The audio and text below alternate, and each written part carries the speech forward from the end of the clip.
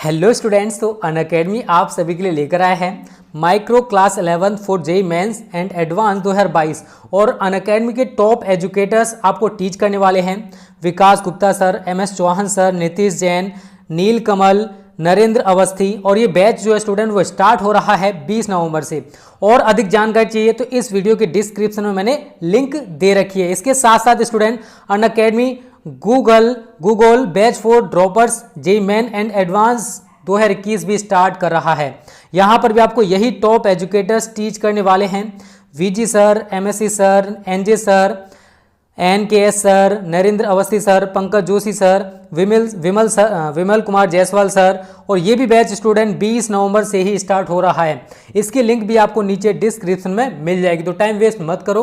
बहुत ही अच्छे एजुकेटर्स हैं, आप सभी को टीच करने वाले। ओके स्टूडेंट्स, तो डिस्क्रिप्शन में आपको लिंक मिल जाएगी। ओके, हेलो स्टूडेंट, एक बार फिर से आपका स्वागत है आपको जो स्मार्ट स्टडी क्लासेस में। हाँ, तो हमारी इंग्लिश ग्रामर क्लास चल रही थी और जिसमें चल रहा था आपका वोकैबुलरी। क्या चल रहा था? वोकैबुलरी, जिसको हिंदी में बोलते हैं हम शब्दावली। तो ये आपके एग्जाम में 14 मार्क्स का आता है और इसके अंदर 5 पॉइंटों को डिस्कस किया जाता है, जिसमें पहला होता है सिनोनियम्स, दूसरा एंटोनियम्स, तीसरा होमोफॉन्स और चौथा होता है वन वर्ड सब्स्टिट्यूशन और इसके बाद पांचवा होता है आपका इडियम्स एंड फ्रेजेस। तो इन पांचों को मिला के बनता है आपका वोकैबुलरी। वोकैबुलरी जो है बहुत ही महत्वपूर्ण पॉइंट है आपके लिए, क्योंकि इसमें क्या होता है कि इसके जो मार्क्स होते हैं बहुत ही बढ़िया होते हैं। यदि आपने इसको अच्छी तरह से कंप्लीट कर लिया तो 14 नंबर जो है आप बहुत ही आसानी से प्राप्त कर सकते हो, और यदि आपने इसको अच्छी तरह से कंप्लीट नहीं किया है तो 14 मार्क्स आप बहुत ही आसानी से खो भी सकते हो। क्योंकि ये जो वोकैबुलरी होता है सपोज देन मैथ की तरह होता है, जैसे कि मैथ में सही करने पर पूरे मार्क्स मिलते हैं और गलत करने पर पूरे मार्क्स काट दिए जाते हैं। सेम कंडीशन होती है हमारी वोकैबुलरी की। यदि आपको अच्छी तरह से पता होगा सही, जैसे कि मान लो सिनोनियम्स है, यदि आपको उसका सिनोनियम्स पता है तो आपको पूरे मार्क्स मिलेंगे। यदि आपको नहीं पता है, आपने उसका गलत लिख दिया, तो आपके पूरे मार्क्स काट दिए जाएंगे। इसलिए आपको और चीज़ों की अपेक्षा, यानी और भी चीज़ें हैं जैसे कि एक्सप्लेनेशन है, शॉर्ट क्वेश्चंस हैं, ऐसे है, उनमें आप जैसा भी लिख दोगे आपको मार्क्स मिल जाएंगे। बट वोकैबुलरी में ऐसा नहीं होता है। इसमें करेक्ट करोगे तभी आपको मार्क्स मिलेंगे। यदि आपने रॉन्ग कर दिया तो आपको 0 मार्क्स मिलेगा। इसलिए आपको वोकैबुलरी को तो बहुत ही अच्छी तरह से कंप्लीट करना है। और वोकैबुलरी तो आपके वैसे भी काम आती है, क्योंकि जितने भी कंपटीशन होते हैं उन सब में वोकैबुलरी आती है। इसलिए आपको वोकैबुलरी को तो बहुत ही अच्छी तरह से कंप्लीट करना है, ताकि आप किसी कंपटीशन में बैठो और उसे आसानी से बीट कर सको। ठीक है, तो इस समय आज की वीडियो हम डिस्कस करेंगे आपका जो होमोफॉन्स है वो चल रहा था आपका, और आज आपका होमोफॉन्स जो है पूरी तरह से समाप्त हो जाएगा। इस तरह से आपके 3 पॉइंट वोकैबुलरी में कंप्लीट हो जाएंगे। सिनोनियम्स हो चुका है, एंटोनियम्स हो चुका है, और आज आपका होमोफॉन्स भी पूरी तरह से कंप्लीट हो जाएगा। होमोफॉन्स में क्या है कि आप पहले से हम आपको बता चुके हैं कि इसमें क्या होता है कि 2 सेम उच्चारण वाले वर्ड दिए होते हैं, लेकिन उसकी स्पेलिंग जो होती है वो अलग होती हैं और उसका अर्थ भी अलग होता है। दोनों का एग्जाम में क्या करना होता है आपको कि दोनों का अलग अलग आपको एक एक सेंटेंस बनाना होता है। ये 2 मार्क्स के आते हैं, इसलिए आप इसको बहुत ही अच्छी तरह से लर्न करोगे।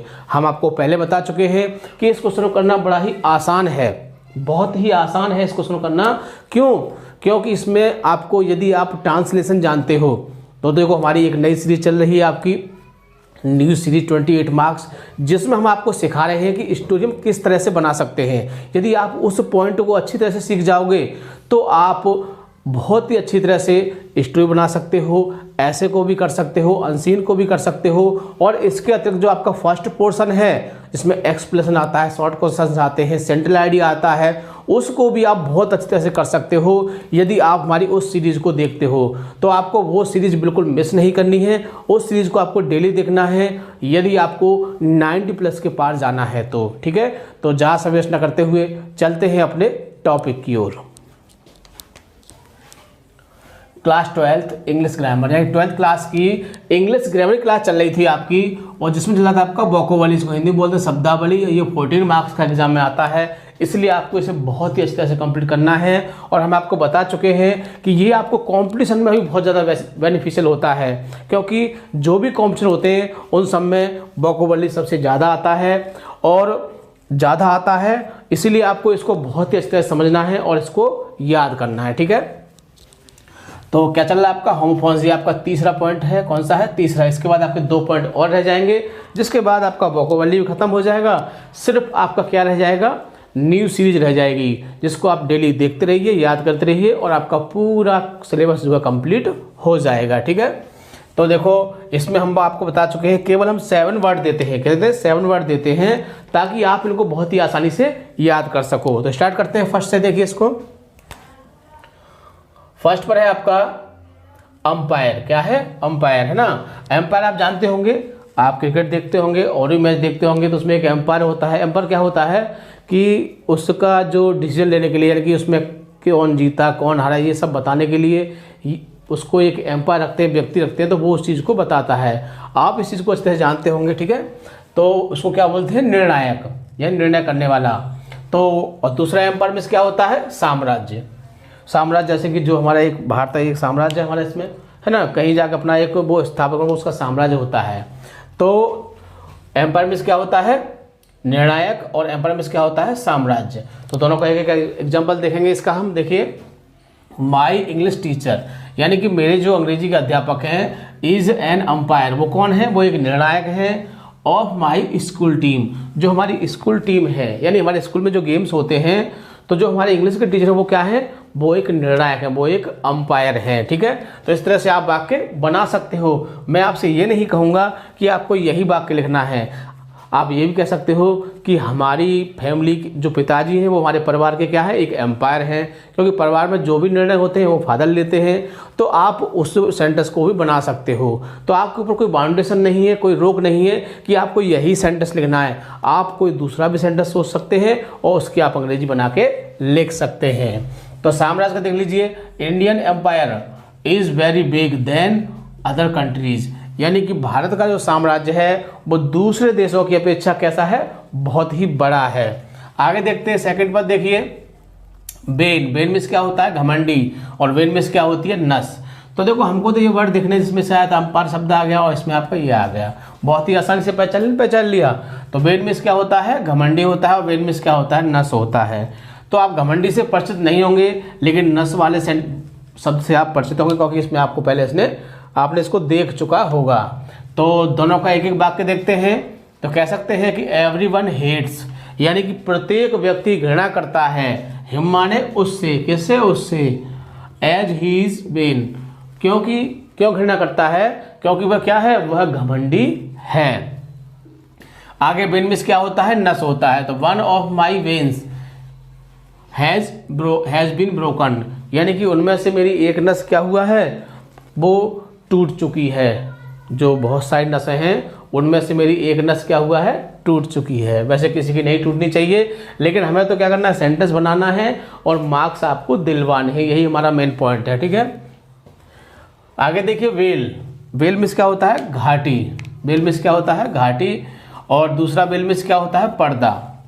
तो आप पर्दे वाले से परिचित होंगे, है ना, क्योंकि ये वर्ड आपके लाइफ में पहले आ चुका होगा, पर्दा वाला, है ना।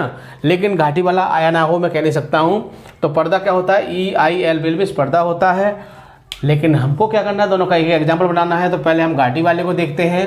The well is full of yellow flowers, यानी कि जो घाटी है वो पूरी तरह से किससे? पीले फूलों से भरी हुई है, ठीक है। आगे देखिए, पर्दा देखते हैं। तो सी हैज़ कवर्ड, मतलब उसने ढक लिया या ढक चुकी है। हर फेस, अपने चेहरे को, ये विद 2 बार लिख गया है, कोई बात नहीं। विद ए वेल, किससे?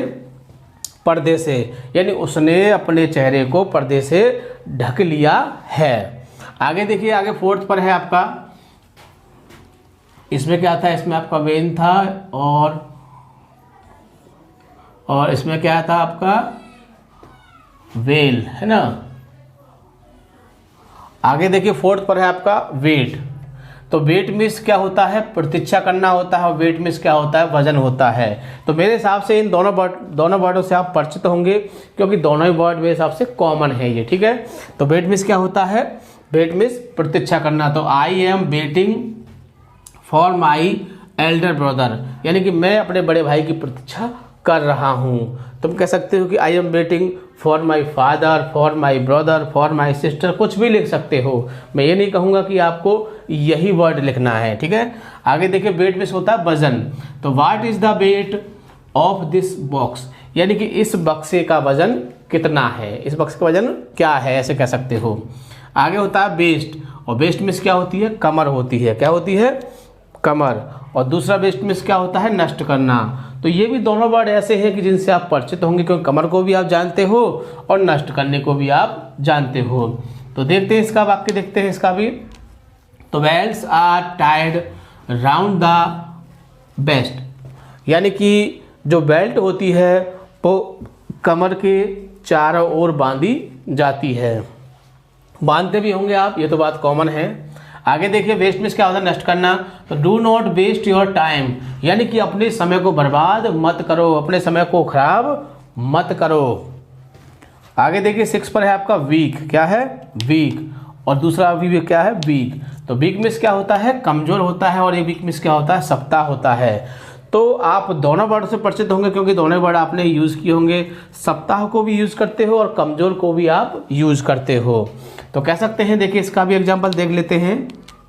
ही इज़ वेरी वीक, यानी वह बहुत कमज़ोर है। सो ही विल नॉट पास, इसलिए वह पास नहीं होगा। लेकिन हम कह सकते हैं कि वो मेहनत करेगा, वो पास होगा। चाहे भले कोई कितना भी कमज़ोर हो, मेहनत करने पर सभी सफल हो जाते हैं, ठीक है ना। आपने सुना होगा कि कट जाती हैं बेड़ियाँ कठिन परिश्रम से, यानी कि दुविधा की बेड़ियाँ कट जाती हैं किससे, कठिन परिश्रम से दुविधा की बेड़ियाँ कट जाती हैं, हिंदी में आपने पढ़ा होगा। तो यदि हम किसी काम को ठान लें मन में कि ये काम मुझे करना है, इसको मैं ज़रूर करूँगा, तो जो इम्पॉसिबल वर्क होते हैं वो भी पॉसिबल हो जाते हैं, ऐसी कोई बात नहीं है, ठीक है। तो इसके बाद अगला वीक मीन्स क्या होता है, सप्ताह होता है। तो सप्ताह के लिए देखो, ए वीक हैज़ 7 डेज, यानी कि एक सप्ताह में कितने होते हैं, 7 दिन होते हैं। इससे इजी एग्जाम्पल आपको मेरे हिसाब से नहीं मिलेगा, भले ही आप दूसरा लिख सकते हैं। जैसे कि मैं सप्ताह में 2 दिन मंदिर जाता हूँ, मैं सप्ताह में 2 दिन टहलने जाता हूँ। तो मैं ये नहीं कहूँगा आपसे कि आपको यही सेंटेंस बनाना है, आपको जो सूटेबल लगे, क्योंकि आप इंटरमीडिएट के स्टूडेंट हैं। इस तरह से आप सेंटेंस बनाना आप सीख जाओगे, क्योंकि जो हमारी सीरीज चल रही है उसमें आपको हम स्टोरी बना सिखा रहे हैं, यानी कि हिंदी दिमाग में सोचो और कॉपी पर इंग्लिश बना दो, उसको आप सीख जाओगे। तो फिर आप मेरा सेंटेंस नहीं यूज़ करोगे, आप अपना स्वयं का सेंटेंस यूज़ करोगे, ठीक है। तो ए वीक है 7 डेज, यानी कि एक सप्ताह में 7 दिन होते हैं।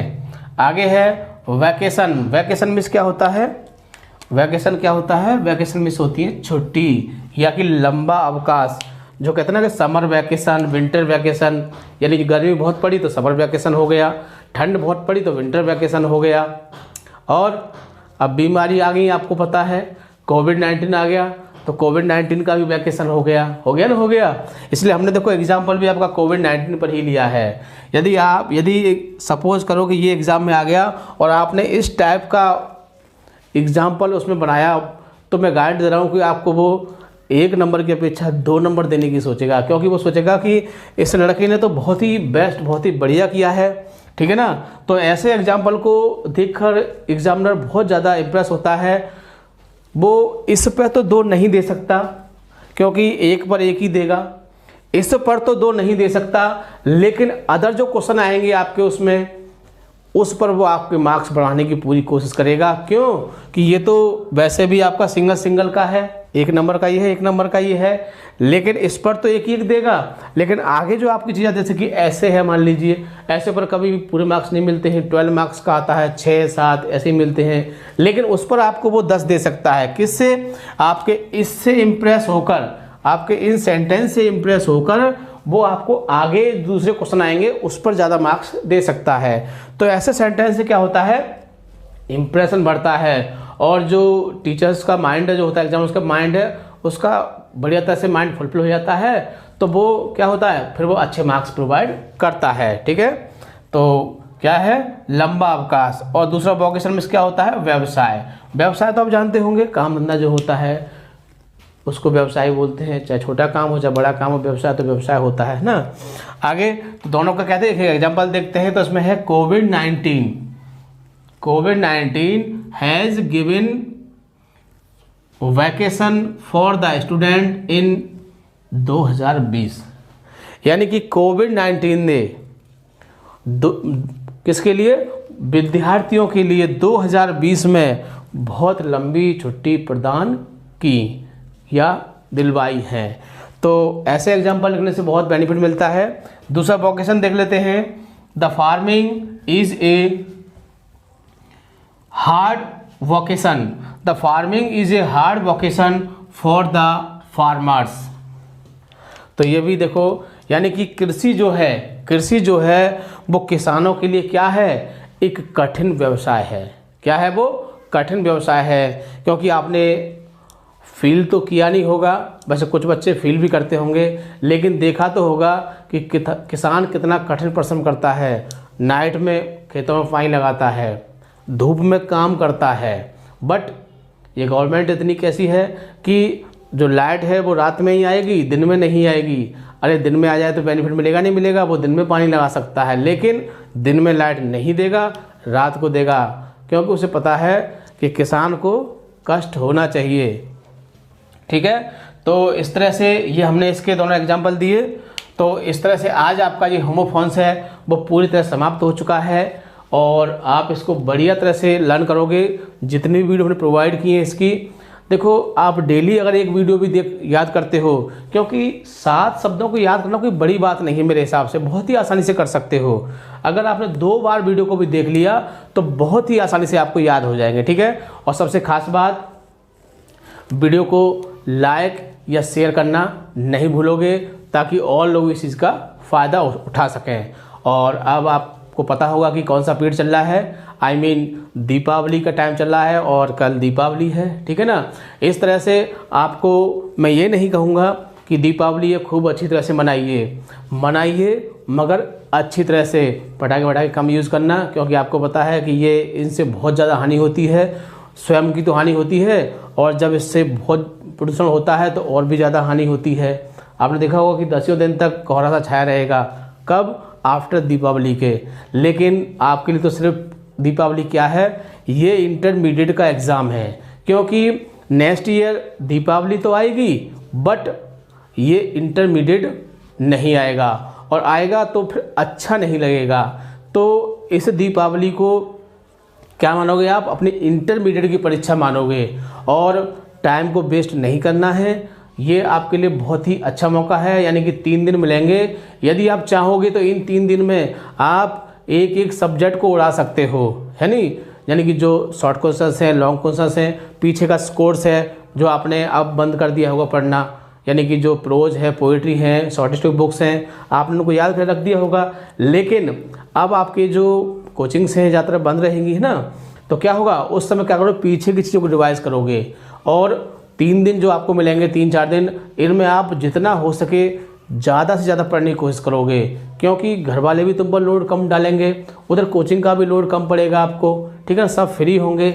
इस तरह से आप इस समय को बेकार में नहीं बिताओगे, और इस समय का सदुपयोग करोगे। घर में बैठ के ही पढ़ोगे, ये नहीं कि फालतू में घूमोगे। वैसे भी कोविड-19 का समय चल रहा है अब भी, और अब तो केसेस बढ़ने लगे हैं, आप देखते होंगे।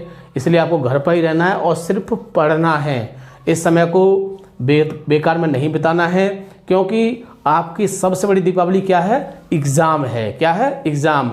तो सबसे बड़ी दीपावली किसे मानोगे आप, एग्ज़ाम को मानोगे।